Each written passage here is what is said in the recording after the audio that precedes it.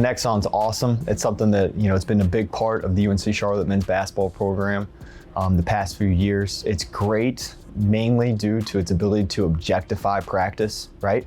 In the weight room as performance coaches, we can undulate periodization on our sets, reps, and volume in terms of, our exercise prescription. But in terms of the main stimulus that our players see every day, which is practice in their sport, it's really gave us the ability to do that. KINEXON's extremely user-friendly.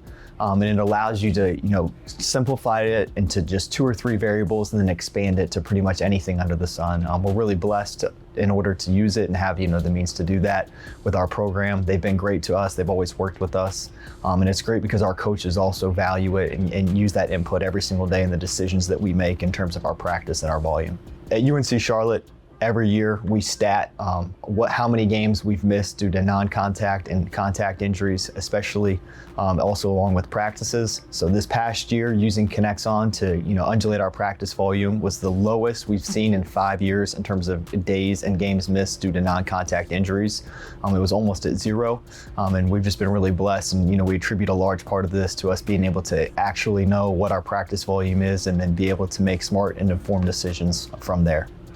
Working in the basketball space for 5 years without KINEXON, I've truly seen the benefits. I think as performance coaches, a lot of times, we use our eyeballs and those eye tests are great, but being able to objectify what is hard in practice and what is not is completely different. Stepping into KINEXON the first time really opened my eyes to what was actually happening in a practice. And then it really allowed me to gather this information and then help coach with the decision makings in the process. If you're not tracking it, you are really kind of at a disadvantage because the stimulus of basketball is extreme. These guys play year round. There's no longer like this downtime in the off season. We go right through the summer to the fall to the season. And so you're gonna have to really track your volume and know what you're doing in order to keep your players safe and in a good position, for postseason when you want them to be at their best.